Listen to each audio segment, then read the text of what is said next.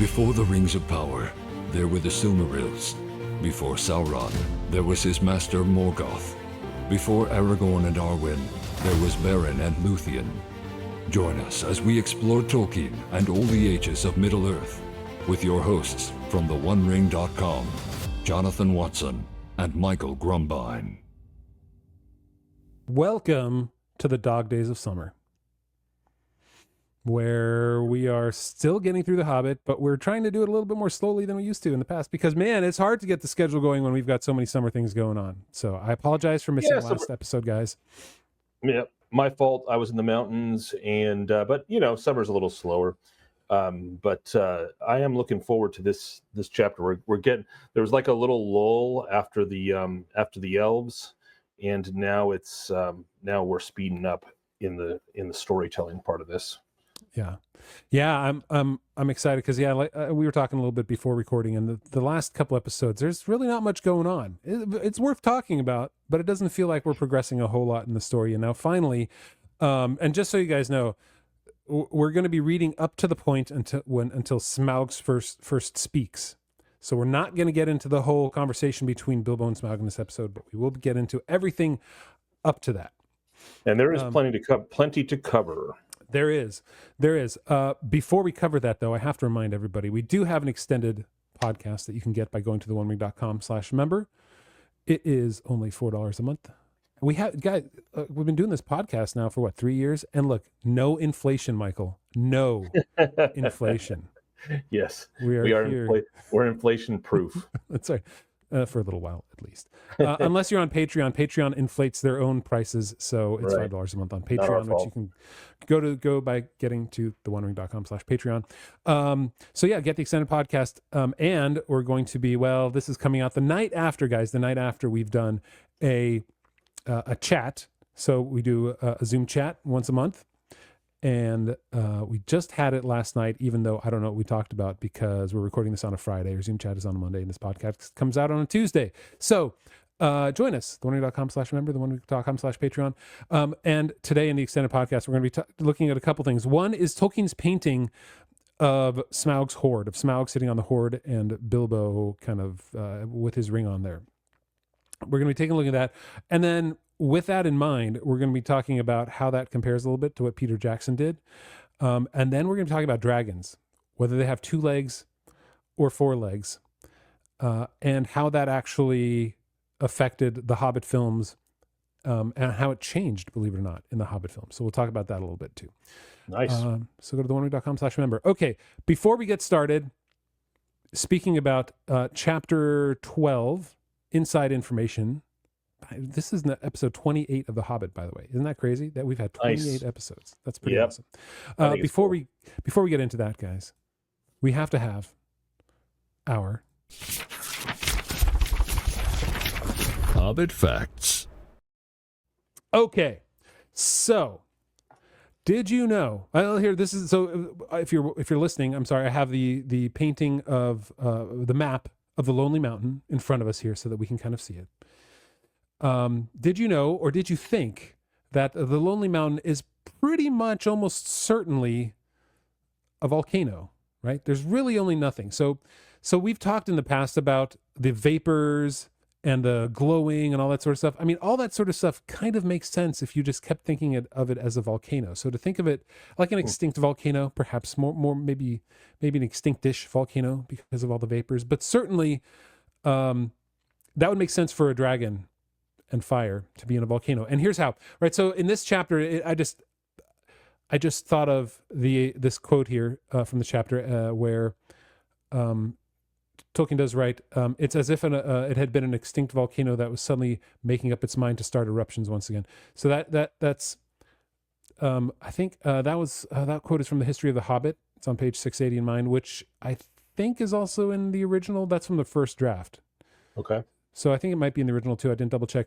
But here's the thing. Let's take a quick look, if you're watching, let's take a quick look at how it can be compared to, say, like Mount Rainier, right? Which is an extinct volcano in Washington, right? It's just south of Seattle.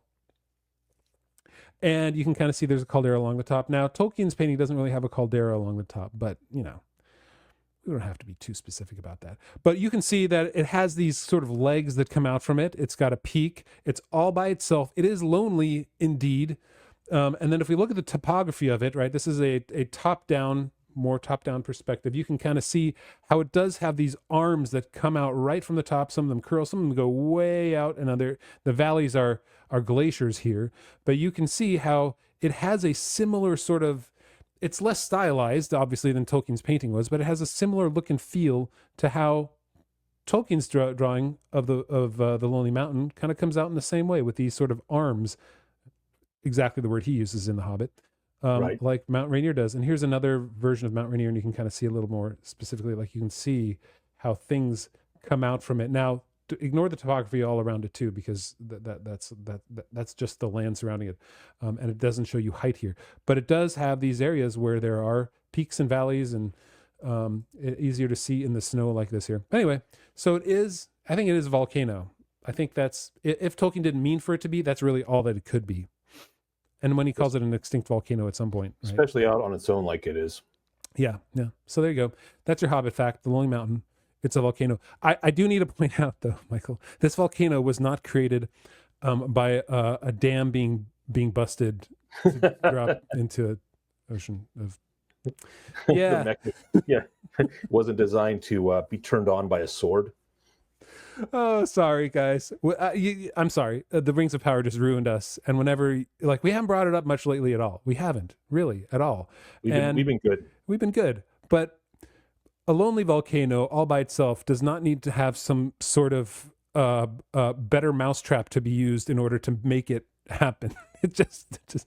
Anyway, all it needs is a good imagination and a good story. And neither of those are present in how the Rings of Power approaches its own show. So in any case, let's jump into inside information. Michael, as is our wont, do you want to give us a quick little overview of what happens here in this chapter up until the point Smaug actually speaks? Sure. Yep. So if people remember, they have just opened the door after much ado and a highly unlikely series of events. And they're looking inside. And so from that point, there's a brief discussion, and then Thorin basically tells Bilbo that it's time to earn his keep or fulfill his contract. Bilbo objects and says, I probably already earned it, but I'll go anyway. And so in he goes and down. There's some parts before that we're going to talk about heavily, but in terms of the actual plot, he goes down the mountain, down the tunnel, which is a very nice tunnel, not like the elven tunnels or anything else. It's very dwarven, straight and smooth. He goes down. He beholds the dragon asleep, and he steals a cup from the dragon and heads back up. And the dwarves everyone's happy to see him again. It's almost like they didn't expect him to come back. And he's congratulated, and they admire the cup, which is one of apparently what seems like a near limitless hoard down there under the dragon. And then Smaug awakens and discovers the cup missing and goes on a rampage. And they barely get to the dwarves back, the two dwarves that are down, Boffer and Bomber, up from the camp. And some supplies, they hide inside of the secret door while making sure it doesn't close on them. And then Smaug finds their camp and basically lays waste to the mountainside for a day almost. And then goes after their ponies. Well, he goes after the ponies first, then he comes back and lays waste to the mountainside. And they are sitting there in the dark, trembling, and then Smaug goes back to sleep, apparently. After some more debate and some more sort of growth by Bilbo, he decides to venture back in a second time. And down he goes and is about to enter into the main area where the bottom cellar, the deepest cellar, as Tolkien calls it, where all the dragon hoard is. But then he realizes Smaug is only pretending to be asleep, and pulls back. he's invisible because he has his magic ring. But and then Smaug speaks, and that thus begins probably the most famous conversation in all of the works of Tolkien, single conversation, which is the conversation between Bilbo and Smaug. But we're not going to get to that today. No. That's the basics of the plot. Something finally happens. I like it. Yeah. And the ponies get eaten. I mean, Tolkien has a bad track record with ponies. They always, especially in The Hobbit. It's redeemed in The Lord of the Rings. That's right. It's totally redeemed. Bill makes it the whole way through. I wonder if Tolkien did that on purpose. If he was like, felt bad for all the dead ponies, and then he decided to have a pony that definitely didn't die. Probably, yeah. He's like, I killed all the ponies in the last film. Let's redeem this one. Well, let's start at the beginning. Because I think maybe I chuckled more in this chapter than any other chapter yet, even though there's some grave things occurring with the destruction of the mountain and the killing of the ponies. But finally, in this chapter, it's when Thorin is sort of like a broken record to me. He says, "Now is the time for the Hobbit to earn his reward," and I'm like, "Oh, now." No, he hasn't done anything yet. Twice, and he's come up with the ideas of how to do things, and you're asking him, what should we do now? It's like, now it's the time for to redeem it, because it becomes so clear in this, and Bilbo makes the point too, that what is their plan to get rid of the dragon? They were thrust out of this mountain. They were pushed. They had no way back, but yet somehow this band of just a few dwarves is going to get together and do what? They don't have a plan. It's their plan is aspirational. They have no idea, right? It's like, we're going to do it. I don't know how we're going to do it. And somehow he thinks that Bilbo's going to do it for him. And it's kind of a mad plan, even in addition. If you think about the scope of things, supposedly, so Smaug comes along and destroys a whole kingdom of Erebor and drives out, like, they had an army of dwarves, and he destroyed them all. Yeah. And then hundreds of years later, the dwarves decide, now we're going to come back with 12 of us, and we're going to take back our kingdom. It's so strange. I mean, it's very just fairy tale-ish, right? It's just there's no logic to that part of it. If we were going to retcon this in, you could say that it was Gandalf who really prompted this.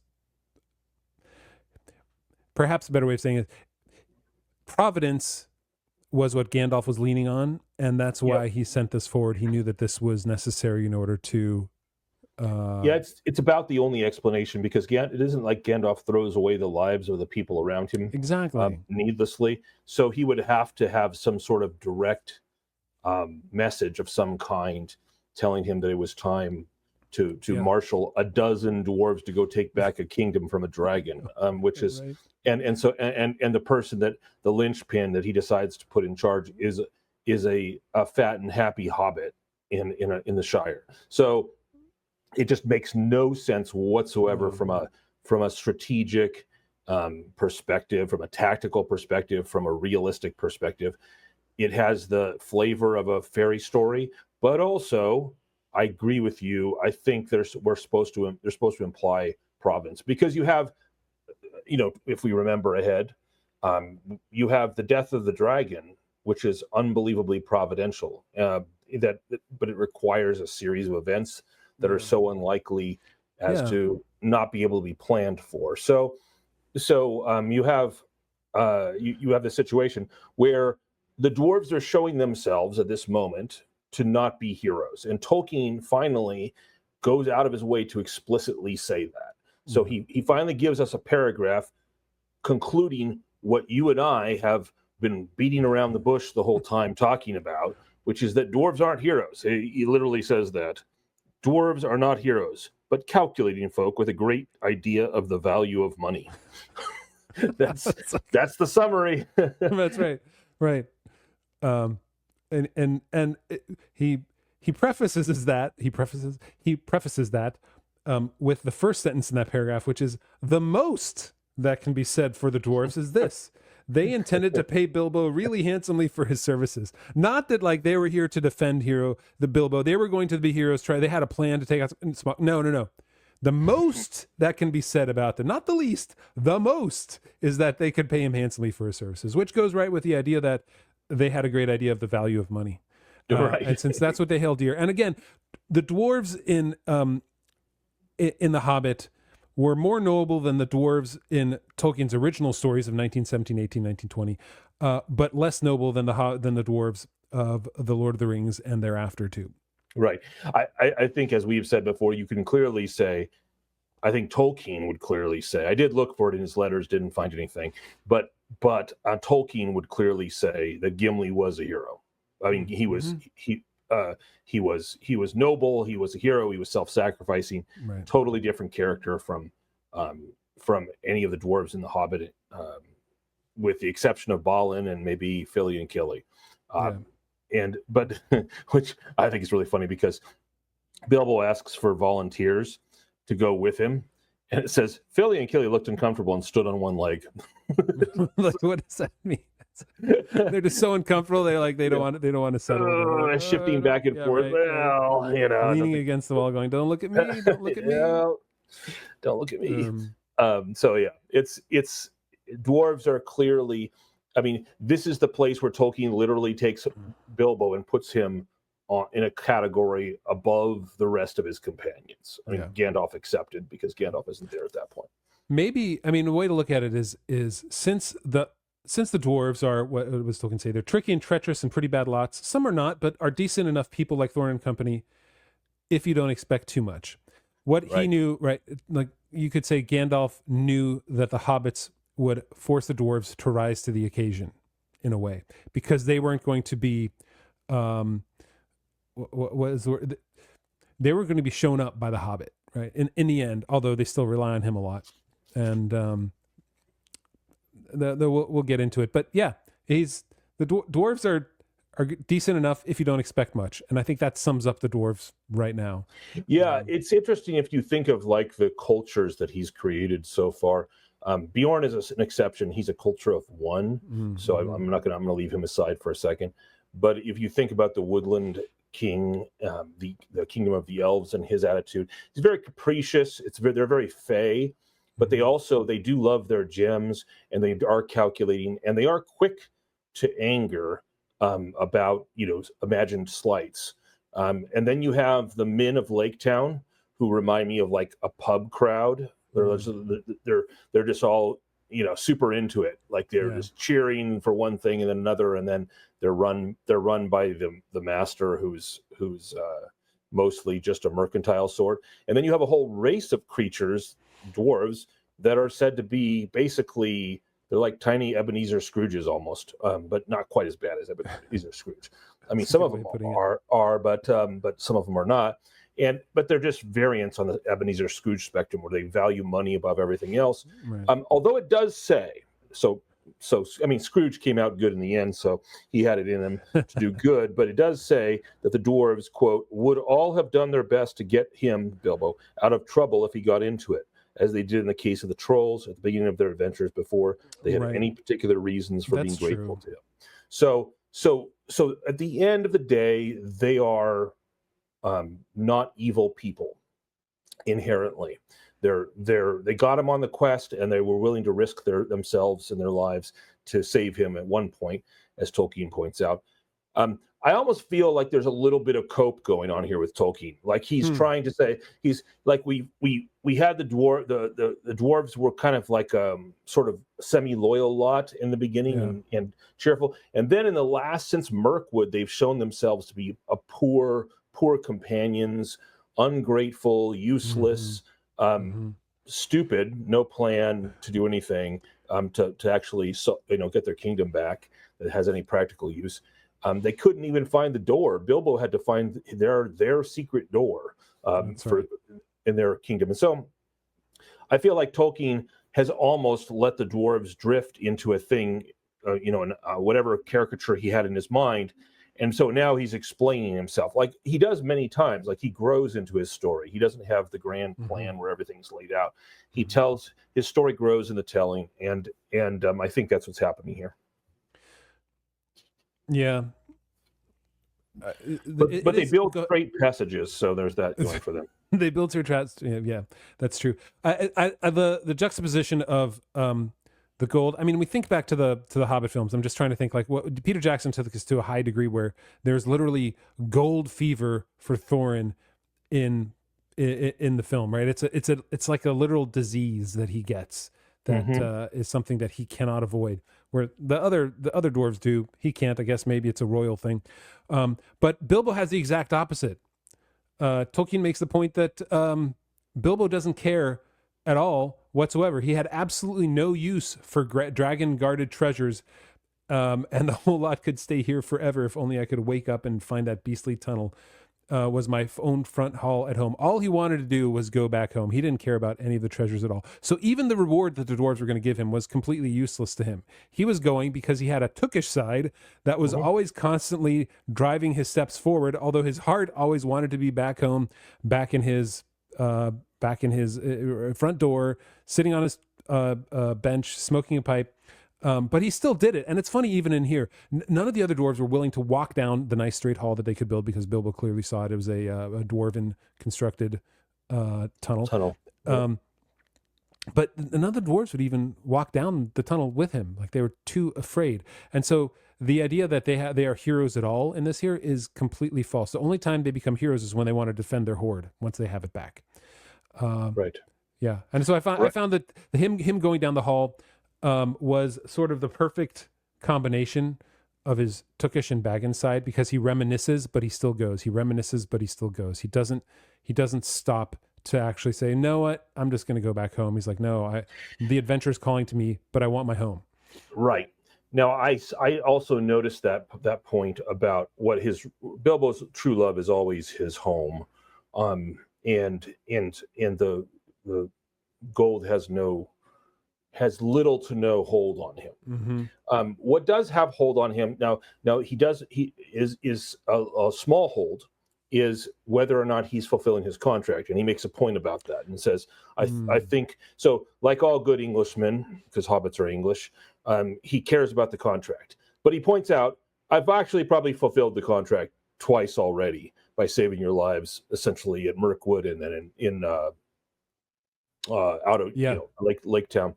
And so but third time pays for all. Yeah. And so, which is a phrase that's the author of this annotated version legitimately connects back to Sir Gawain and the Green Knight, and the third time. And it's this concept in medieval literature that when you fulfill something, a bargain or a contract, it's better to over-fulfill it, because then no one can cast any doubt upon it. Like the way to say I've fulfilled the contract is to do it 2 or 3 times over, and then there's just no doubt at all. And so he has that moment. So he cares about the contract, but he cares more about his home, as you pointed out. Now I'm going to do something I rarely do, because I hate the travesty that is the Hobbit movies. But while I don't like the way it's portrayed, the dragon sickness, the gold sickness, as a disease from the dragon, nevertheless, there are hints of something that I think Jackson could have drawn from when he did that. He expanded it, and he did something Tolkien didn't do. But there's a moment when I saw the echoes of what Jackson did. And that moment is when Bilbo first sees the immensity of the dragon's hoard. And I'm going to read the whole paragraph, or at least most of it. To say that Bilbo's breath was taken away is no description at all. There are no words left to express his staggerment. Love that word. Since men changed the language that they learned of elves in the days when all the world was wonderful. Bilbo had heard tell and sing of dragon hoards before, but the splendor, the lust, the glory of such treasure had never yet come home to him. His heart was filled and pierced with enchantment and with the desire of dwarves. And he gazed motionless, almost forgetting the frightful guardian, at the gold beyond price and count. So Tolkien says that he is filled, the lust and the glory of the treasure had never come home to him, but now it has, and his heart is filled and pierced with enchantment and with the desire of dwarves. So what is the desire of dwarves? The desire of dwarves is for their gold, for their money, as Tolkien has just reminded us a couple pages ago. And so there is a sense in which this lust for this dragon hoard is a thing that can even take hold of the simplest and of creatures like Bilbo, and so there's a spirit, a lust, an enchantment about this dragon hoard, which is not merely here's Fort Knox in a cave. It's not just a matter of like, here's a bunch of gold stacked in one place. Mm-hmm. It's a real, there's something else about the treasure which has an effect on the people that view it. So for that reason, I give Jackson a little bit of grace on his portrayal of the dragon sickness. Now, I think he doesn't handle it too well, and it comes across as like some fever dream for Thorin and things like that. But nevertheless, there is an element there of enchantment and lust for the gold that the hoard inspires, the dragon hoard inspires. And the phrase, almost forgetting the frightful guardian, which is essentially what the dwarves have done, right? They know the size of their treasure, and they have just completely ignored the frightful guardian that they knew was there, but the call of the treasure was too much for him. It's interesting because, as you alluded to before, the dwarves are not heroes. Tolkien says so directly. But then, when they see the treasure, the dwarves almost have that lust without seeing the treasure. Then when they see the treasure, they become something else entirely. Like they become almost psychopathic about it. And so there's a shift in their behavior, and all of a sudden they're willing to take on armies with a handful of them because they've seen the treasure. And so I do think there's some legitimacy to saying that the sight of the treasure and maybe the enchantment of the treasure, maybe the effect of the dragon that it had on the treasure, could be a real factor in Tolkien's world. So let's take a quick minute then, since we're talking about the size of this treasure. This is Tolkien's painting. I will add this to the show notes. It's called Conversation with Smaug. This was in the 1938 edition, the second printing where they added it, and it was in the first edition for the US. In any case, if I remember right, reading the notes on this, this is the size of the hoard. You can see the size of the dragon. Tolkien does make the point that Bilbo is far too large in this image. You can see him sort of in the bottom right here. Right. He's supposed to be wearing his ring. He's bending down and probably saying, "Oh, Smaug, the greatest of all calamities," right here, or something along those lines. This is the size of the treasure. Now, if we take a look at the size of the treasure that Peter Jackson put in, it's 100x at least. It is essentially half of the hall, half of the height of the hall, and the dragon is in it. It is so much larger. So at this point, you would say that Bilbo would certainly be like, he would be amazed. He would be what is the word you use? Staggerment, right? The staggerment of the treasure in front of him. We'll talk about this more. We'll talk about the treasure in the extended podcast. It was a little much for me. It was almost comically large, I think, in the film, and didn't need to be that way. But we'll talk about that more. Right. Yeah. Although there is a case to be made for that too, because of what Bilbo says about how long it would take him to pull out all the treasure if he had Now, you could say he's exaggerating, but he seems to think. I don't think that this picture does justice to what Tolkien described as painted. Now, I don't think that's a problem. I think that's just a limitation of the picture and the way it could work. But the way he describes it, it seems like an unreal amount of treasure, although perhaps not as much as Jackson did. So it'll be fun to discuss that. I guess it depends on how you imagine it, right? This is subcreation now. How are we imagining this here? Because this is what Tolkien writes about the treasure. Beneath him, under all his limbs and his huge coiled tail, and about him on all sides, stretching away across the unseen floors, lay countless piles of precious things, gold wrought and unwrought, gems and jewels, and silver red-stained in the ruddy light.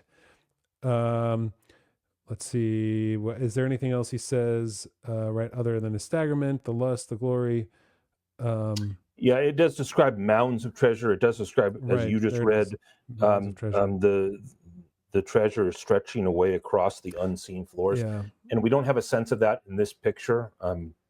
You'd have to have like panorama shot. Yeah, I like the idea of the mounds of treasure rather than a sea of treasure, which is what we got from Peter Jackson. But we'll talk about the extended edition more. We'll argue more about it. Sounds good.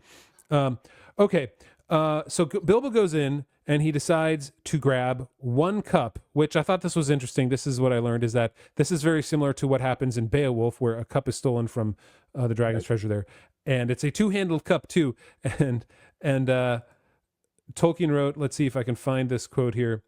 So here it is. This is from the History of the Hobbit. Tolkien said this in a newspaper reply when somebody mentioned that it's an homage to Beowulf. And he said, well, Beowulf is among my most valued sources, and though it is not as consciously present to the mind in the process of writing, in which the episode of the theft rose naturally from the circumstances, it is difficult to think of any other way of conducting the story at that point. I fancy the author of Beowulf would say much the same. So he's saying, like, sure, right, it's a valued source, but it's not like I was copying Beowulf at this point, which is essentially like, write what you know. And he knew Beowulf, though he wasn't thinking about it exactly. Right, which is so interesting that a professor of Anglo-Saxon literature wasn't thinking about the cup. I mean, I believe him. I don't think he's lying. I think it's just reflective of how Tolkien wrote. Yeah. He had all of these mythologies in his head and all these sources. Right. And so it just came naturally to the story. In Beowulf, we don't know the circumstances of the stealing of the cup. It's stolen by some slave. It's an unnamed character. It's the rage of the dragon, though, is the same as the rage of the dragon in The Hobbit here, in the sense that that's what causes the great troubles that lead Beowulf himself to go confront the dragon ultimately, because the dragon goes into a rage because one of its cups has been stolen, and it's essentially memorized its entire hoard and knows when one cup is missing. Yeah. So there is, which is very similar to The Hobbit here. So I just think it's indicative of the way Tolkien uses those kinds of literary sources, where they're in his blood, and he writes them from himself. He's not sitting there going, now I'm going to lift this from Beowulf, and now I'm going to lift this from the Icelandic saga. It's kind of like being a musician, or being like John Williams, right? He knows so much that you could say, like, oh, hear this little part? This is just like this little part from Mozart in the whatever. But you know it so well that things will just come out, and people will just find things to say, like, you know this well, you did this here.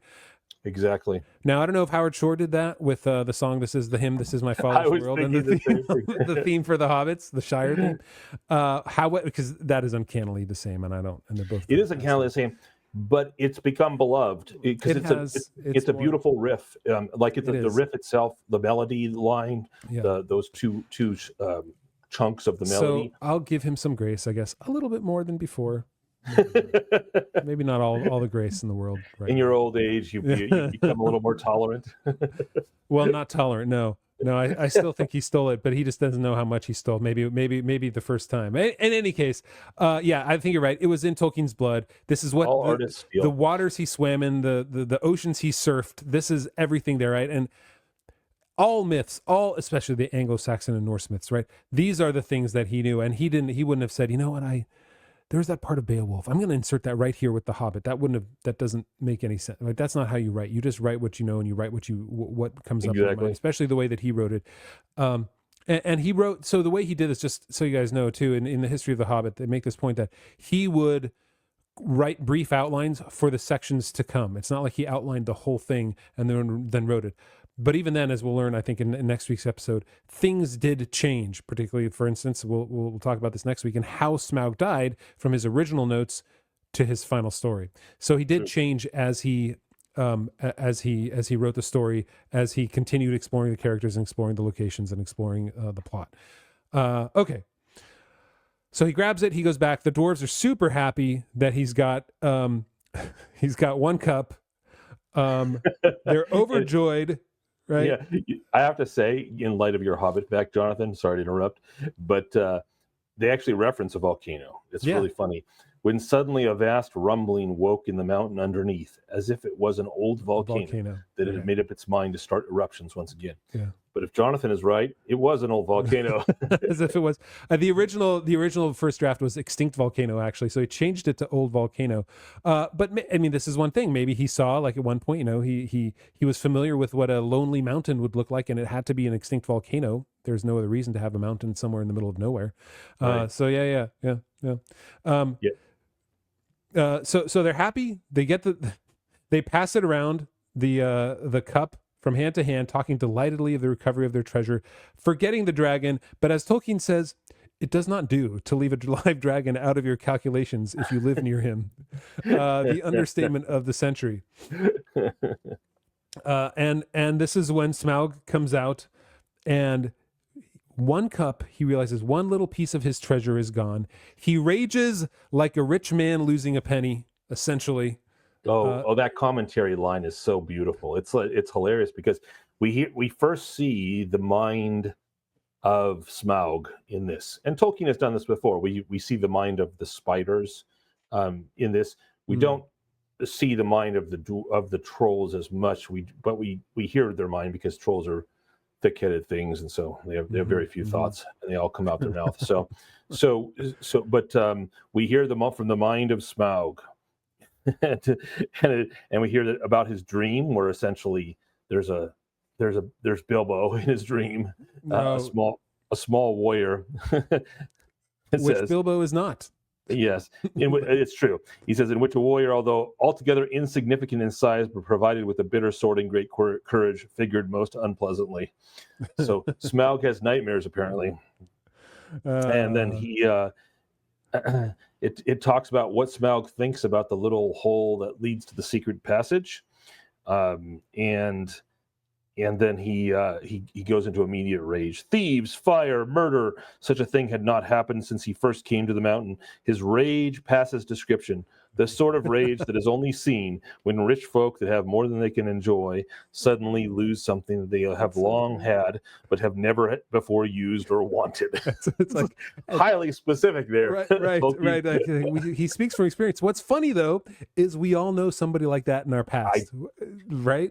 We do. And like in the present, there's a, I'm not going to give particulars, but there's this experience that my family's had with another family, and it's exactly like that. It is crazy. Well, it's the rage, like, in a way, it's the rage of a child who has had one toy taken away from them. They haven't been playing with it for months, but their friend, their brother, their sister, their parent takes it away, and they fly into a disastrous, destructive rage because their one little thing that's theirs was taken. It's a violence that has no thought. It's just reactive, and and that's what he says, I think, with that too. It's right. It's the rage of rich folk when they lose something they haven't had, they've long had but never used. It's not just any rich folk. It's rich folk that have more than they can enjoy. That's right. Tolkien is actually, as is his wont with prose, he's very quickly cutting to a very specific principle. He does so very well, and that's the principle of enjoyment. Like, it's not good to have more than you can enjoy. That's the principle economic principle and it's a Christian principle. It's one, it's reason why in Christianity we're warned about the dangers of getting to heaven if you're rich. Yeah. And and economically speaking, we're supposed to have a preferential love for the poor and taking care of them. And Christ asks a rich man to give away half of what he has and come follow Christ. So the idea of having too much excess is a real concept in Christian Europe, and Tolkien is putting a fine point on it. I will quibble with one point you said. You said he loses all thought. Actually, Smaug has one single thought. Quote, to hunt the whole mountain until he caught the thief and had torn and trampled him was his one thought. Well, okay. I'll accept that. He has one thought, which is continued violence. He wants to rip apart the person that has dared to take one cup out of a hoard so vast, as Bilbo later says, it would take him decades to clear it out if he were to do so. if we were to try to do so. So anyway. He does. So Smaug does come out, and he does rip and tear and fire, destroy the mountain, searching everywhere. He sees the ponies. He thinks they're essentially men that have come up there. Right. And not men in the way that Tolkien, I think, describes elves as men. I think he literally thinks it's men because that's all that he knows now at this point, the men of Lake Town. Right.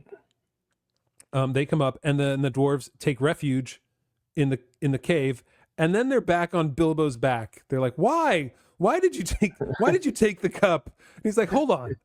And I love my paraphrase. Hold on. Like, what am I here for? Like, you asked what? Like, he's so, it's almost, I love that he's like, he's no longer timid at all. He responds completely with like, no, this is why I'm here. Shut up now. Right. That's how I feel like his mindset is at this point. Exactly. Well, he's lost. And we're later told that he's now the leader of the group, not in that particular passage. Right. But in that passage, Bilbo explicitly says, "What else do you suppose a burglar is to do?" asked Bilbo angrily. "I was not engaged to kill dragons. That is a warrior's work, but to steal treasure. I made the best beginning I could. Did you expect me to trot back with the whole horde of Thror on my back? If there was any grumbling to be done, I think I might have a say. You ought to have brought 500 burglars, not one. I am sure it reflects great credit on your grandfather, but you cannot pretend that you ever made the vast extent of his wealth clear to me. I should want hundreds of years to bring it all up if I was 50 times as big and Smaug as tame as a rabbit." Yeah. Maybe that's the best comment on the size of the horde too. Yep, that's what I was thinking. Yeah. I mean, I don't think he's being technical there. He's being hyperbolic. No, I agree. Clearly, he's being hyperbolic. Yeah. But he's pointing out it's an endless horde, which, if you think about it, is interesting. Because how does that work with dragons? Like, dragons, it really can sense the loss of a single cup in the whole horde. So, which is it's almost kind of beyond nature. It's a weird. I mean, maybe it's not beyond nature in a world where the elves have a nature to be able to do things that men consider magic, like disappear and reappear in places.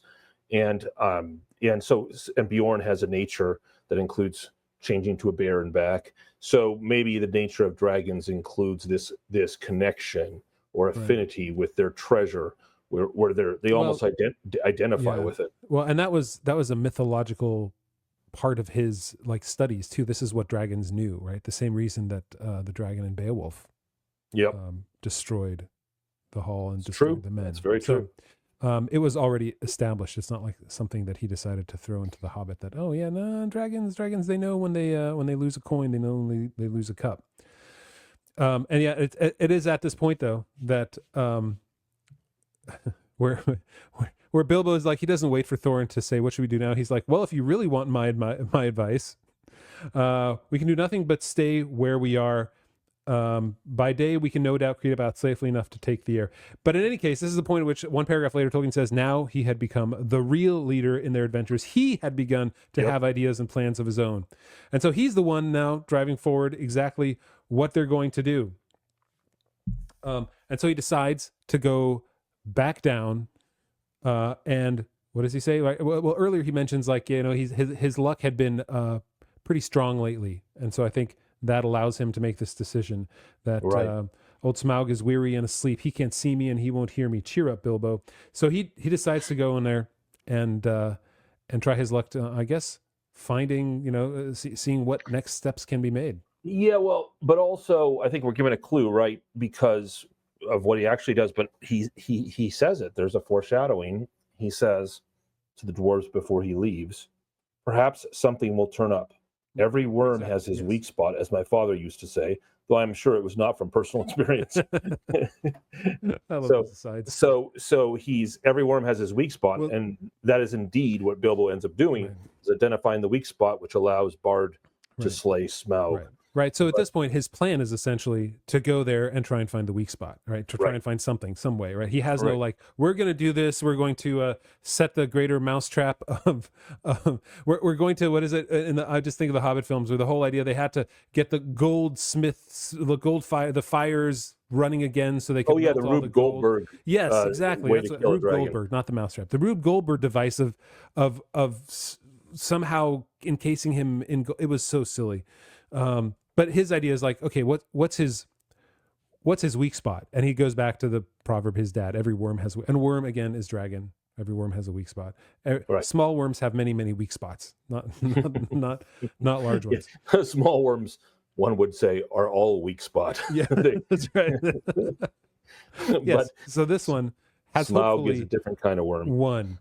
So he gets down there, and this is when he learns that dragons have a great sense of smell, and they can sleep with their eyes open, because what is a piercing ray of sun. A piercing ray of red from under the drooping lid of Smaug's left eye. Sorry, just sun felt so natural in me saying there when I was trying to find the quote. He was only pretending to be asleep. He was watching the tunnel entrance. And then this is an interesting line. Hurriedly, Bilbo stepped back and blessed the luck of his ring, which I'm like, okay, we know, again, the ring is not malevolent at this point. Tolkien had no idea that the ring was the ring of Sauron, and because he blessed the luck of his ring there. I feel like that's a sort of a little nod toward, maybe it's not so bad. Like if you're thinking that Tolkien knew in his mind that, again, this ring was something greater than it was. Nope, he retconned the ring into the Lord of the Rings ultimately. Yeah. Now here's interesting. Here's a question for you. The sources of light in that underground cellar. So when he first goes down, it says that and it's describing the dungeon hall of the ancient dwarves right at the mountain's root. It says, it is almost so dark that its vastness can only be dimly guessed, but rising from the near side of the rocky floor, there is a great glow, the glow of Smaug. Now that glow, it's red. We're told it was red before that. The light was red as he was going down the corridor. So we know it's a red glow. And so where do you think that comes from? Because it's not Smaug's eyes being open. It says that they can sleep with their eyes half open, but it's very specific about his eyes shining a red light in the second time Bilbo goes down. But this time, I reread the first description of Smaug, and there's no description of his eyes being open at all. So it's the glow coming from Smaug himself? Or do you think his eyes are partially open even then, and that's where the glow comes from? I mean, it's clear. I think it's pretty clear that we're supposed to be implied that it's the fires of Smaug that within him internally that create the glow somehow, that are shining forth from his eyes, that are maybe from his mouth as he snores. Maybe there's not flames coming from his nostrils that give the red glow. What do you think? I've always been curious about that. Yeah. I think two things. One, the spider's eyes glowed too, so I think we're in an okay place to say, yeah, Smaug's eyes probably glow. There is also Gollum's eyes are explicitly said to glow as well. Yeah, in the Lord that's of the Rings. true. So the evil glow of evil eyes is a real thing Hobbit. here. So I think it's totally fine to say that the eyes glowed. The idea that there is a fire in him that also casts, when he breathes, right? Something inside makes his whole body glow, and the fire of Smaug, of the dragons, does light up the room, and it pulses, and the vapors of his fire inside come out of his nostrils and his mouth. And there's I think that's where it comes from. Okay. And I do think his eyes probably do glow if you pushed me to it. Well, I think we can't avoid that. It says a piercing ray of red from under the drooping lid of Smaug's left eye. That's not just obvious. A glow. It's actually like a flashlight. Well, and remember, that's exactly what we had from Sauron's eye in The Lord of the Rings. It was a flashlight. Sorry. The one place where it wasn't an eye like that, actually, that was glowing, casting on light. Okay. Right. But it's very clear that the light shines forth strongly from his eyes, probably in a way different from his nostrils or his mouth. So anyway, interesting. Yeah. And then we end with Smaug speaking. I do want to point out, back to not give the dwarves terribly short shrift, that Thorin is the one that decides to risk life and limb of everyone to save Balin and Boffer and Bomber. I think it's Boffer. Is it Biffer and Bomber or Boffer and Bomber? I can't remember. I'm looking here. Bomber and Bofer. Boffer and Bomber. Okay. Is No, it Bofer or Boffer? Bofer? Boffer? I don't know. I always called him Boffer. Maybe it's Bofer. Don't know. That's okay. We'll ignore this one. Anyway. Okay. So yeah. So now we're on to Smaug. I'm excited now. The real first dragon we get to experience in Middle Earth. And man, I have to tell you, on a totally weird side note, I've read The Hobbit to my kids over the years, now 7 times, and every couple of years, 2 or 3 years, I read it again. Mm-hmm. And I have to load up on the tea beforehand, because before Benedict Cumberbatch did the voice, could get by. I was doing the Smaug's voice, and it rips your vocal cords up when you try to do a dragon's voice for like this whole dialogue was terrible. It was like I feared it going into the second and third and fourth reading, because Michael, it ripped it. You have to give us a brief example. Oh, I will next time. I'll give you a brief. All right.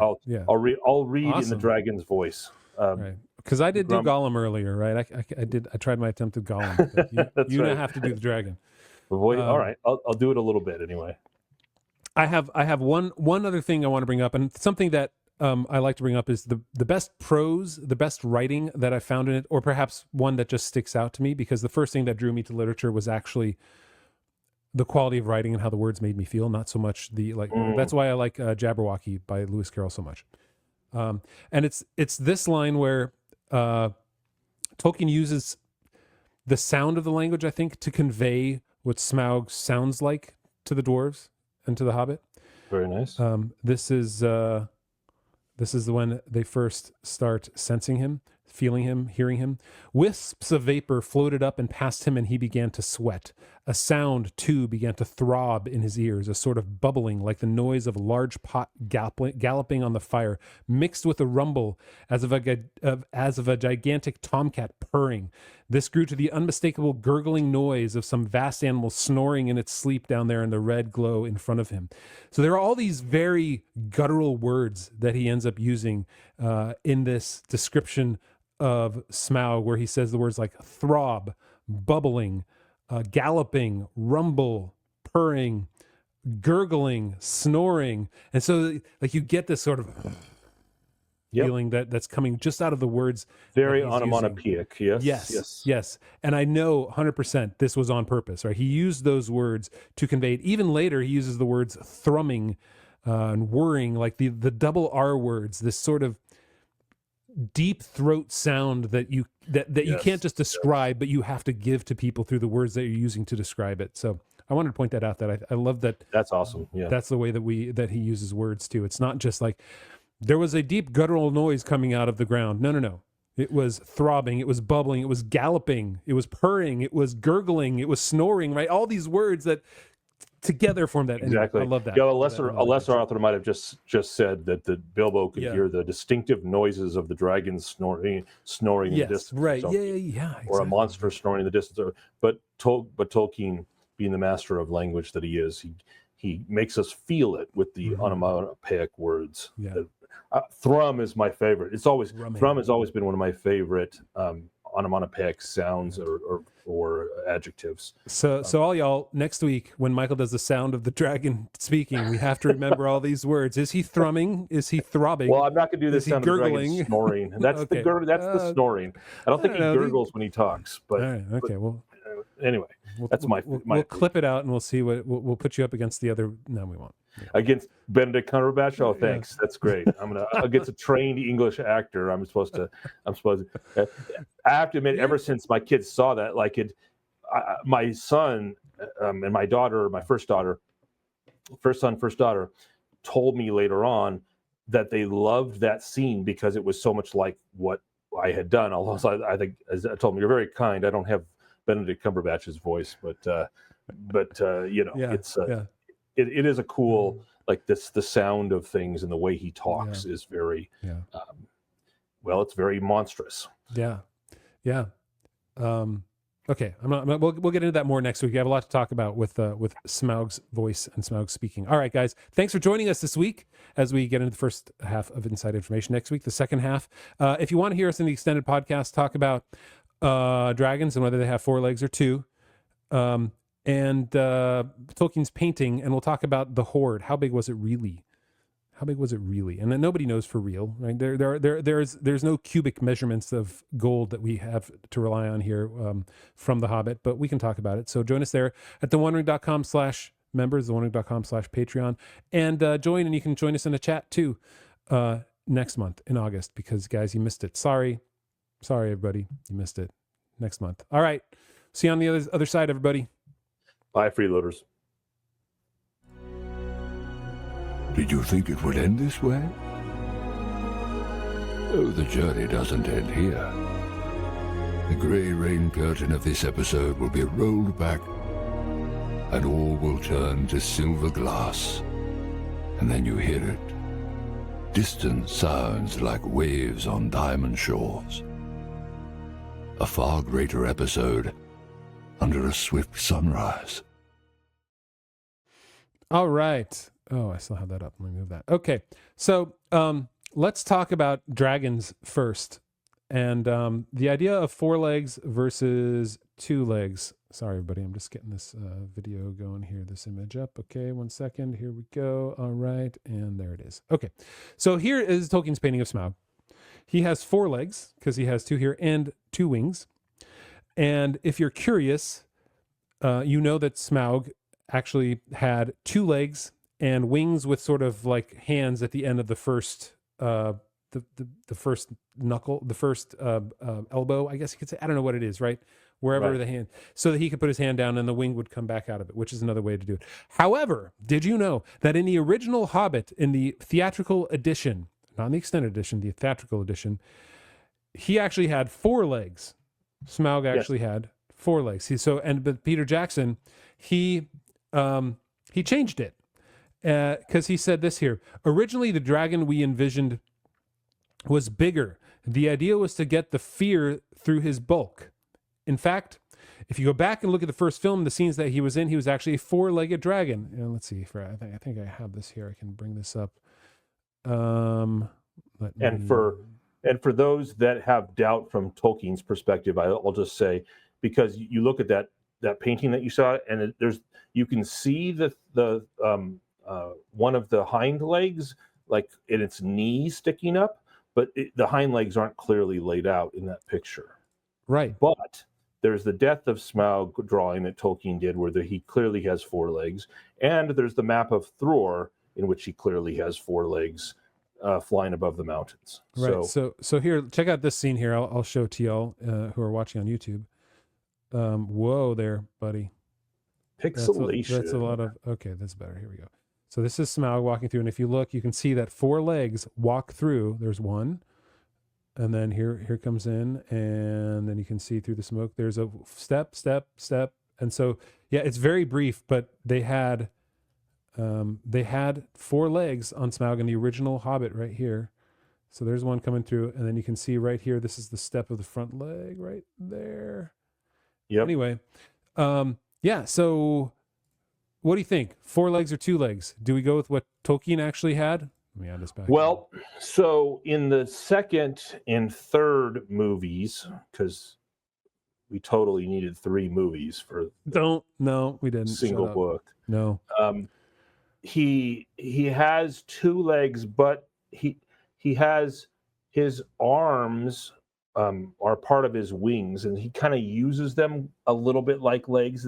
So it's almost halfway. It's definitely not Tolkien's vision, but I don't think it's right to say that he just has 2 legs in the second and third movies.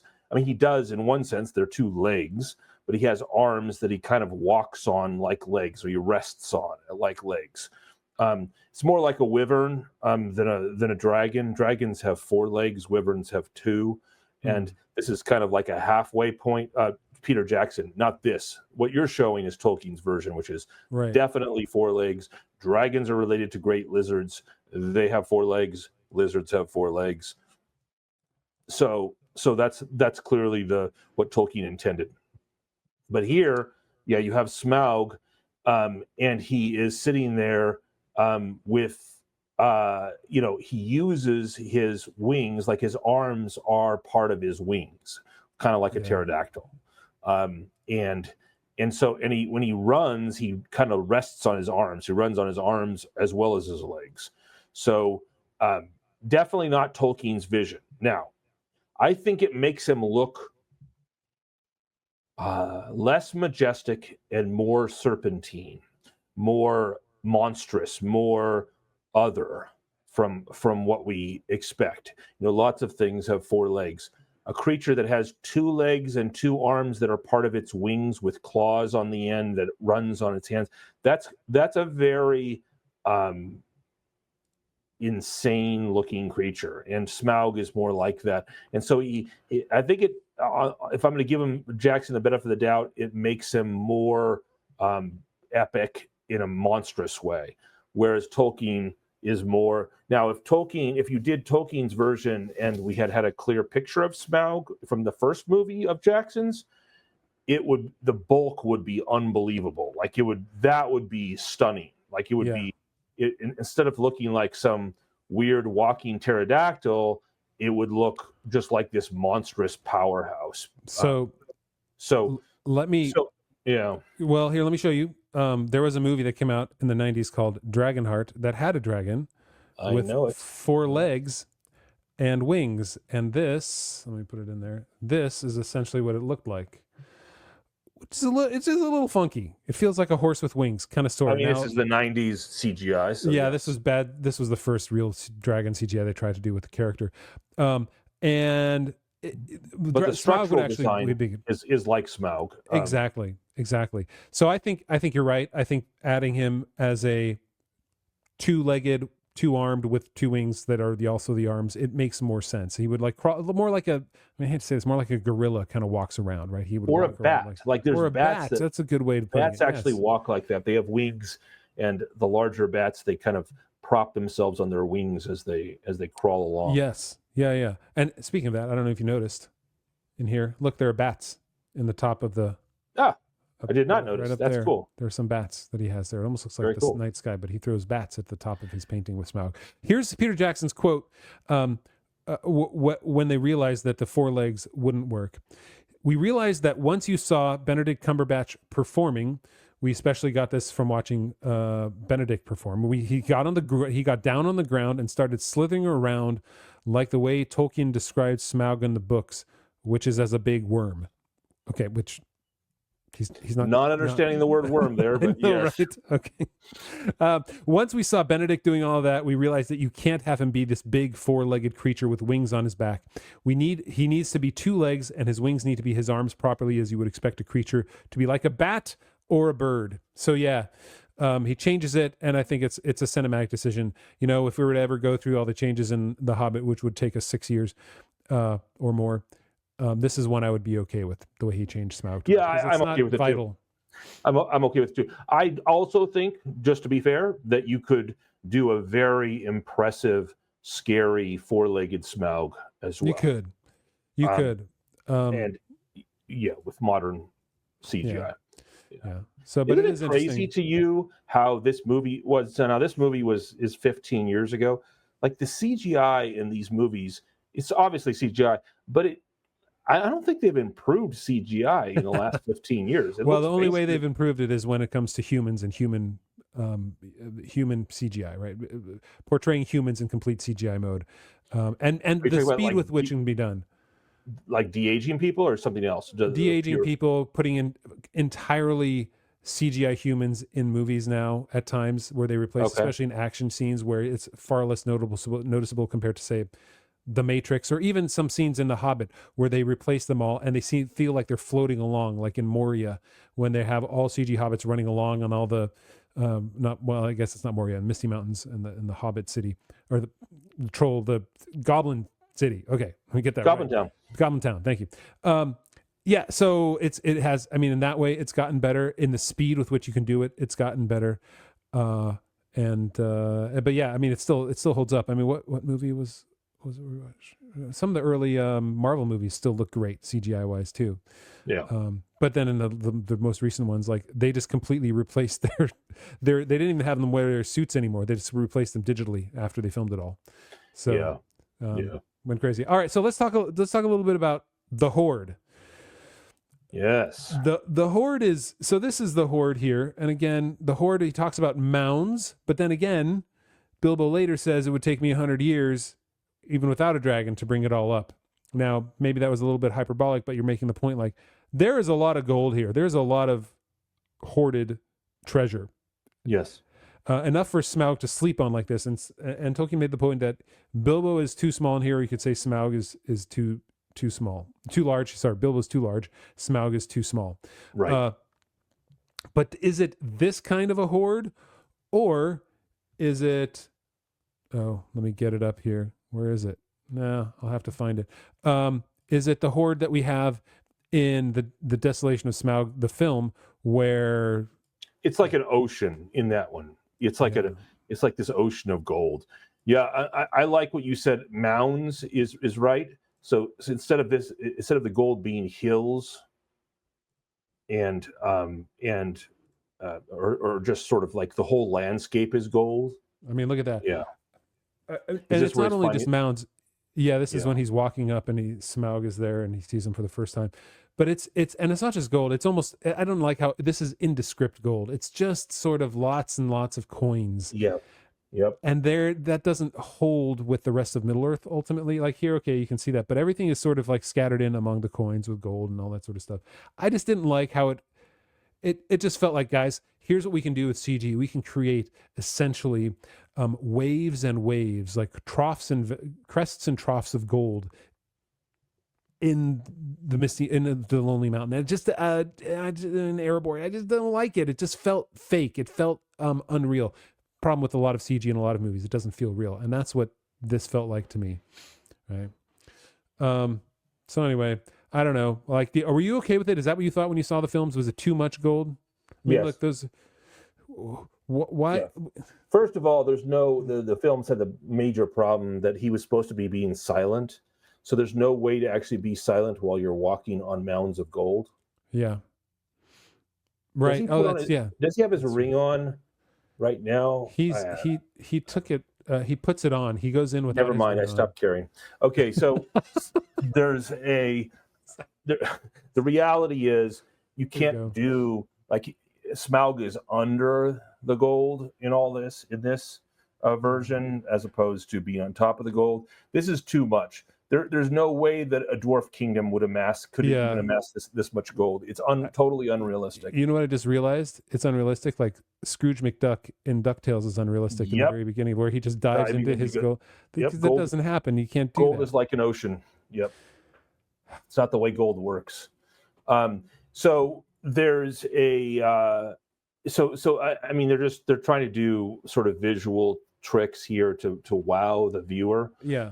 By covering Smaug in gold. I mean, like if Smaug were covered in gold, he couldn't breathe. So that's not Also, the gold would be melted by around his nostrils. Right. So it's just this. I never liked it in that regard. It should be mounds. It should be more than the Tolkien's picture. But I don't have a problem with Tolkien's picture because we're not seeing the whole chamber. We're only seeing one part of it. Right. And then there's going to be other mounds in other places. True. As you pan. And you still have back. a floor here. One of the couple of the interesting things, if we take a look here at some of the interesting things here, I don't know if you ever taken a look at this here. Here in the bottom right, bottom left, sorry. Look, it's an elvish like bucket of gold because it's got elvish writing on it. Right. So with some dwarvish script. With some dwarvish script at the bottom. Yeah. So clearly they were trading back and forth. I love the bones. The bones in there. He just keeps them in place. Yeah, which tells me too. The horns. That's the other thing. Mounds, I can imagine dwarves piling up. Smaug didn't go through the Lonely Mountain Keep and like carefully sweep all the gold down passages to make mounds. This was the treasure room of the dwarves, as you can clearly see. His intention was, and this is where they died too. They died defending their gold, and there Smaug let them lay, and then he just took possession of the hoard. Yeah. So there's that. I like that element to it. It's not the dragon doesn't walk around counting money and making nice piles and stuff, but there are mounds, which implies that there's space between the mounds, and it isn't the ocean of gold that the movies tried to portray. Yeah. And actually, if you look at it, Smaug is on one mound here in front. And then there's another mound in back. There's another mound in the back, right? With the Arkenstone. It's more indistinct, and it has the Arkenstone there. I like how there's still some armor on the walls. Yeah, he calls that out in the book. He says that there were armor. Yeah, so Tolkien really did put a lot of these elements in there and added a lot of thought to it as he drew it. I like it. Yeah. All right. Well, everybody, thanks for joining us. Thanks for letting us dive into the mounds and mounds of gold here, and whether we agree with it or not. Do you guys agree? It's Do you mounds, think not it's a good idea? oceans. We'll talk about this. I'll bring it up on our Monday night discussion, even though we will have had it at this point, so I apologize. But the mounds of gold, I don't buy the Sea of Gold. The Scrooge McDuck troughs in Middle Earth. That's not my a thing. good example. Yeah. Yeah. All right, we'll be back in another couple weeks when we do the second half of this here. Really, probably our most impactful episode since the very beginning of the Hobbit. I feel like exactly. We get to really speak with Smaug. So we'll see everybody then, and I hope to see you. Hope we did see you on our chat on Monday night. Take care, everybody. Take care.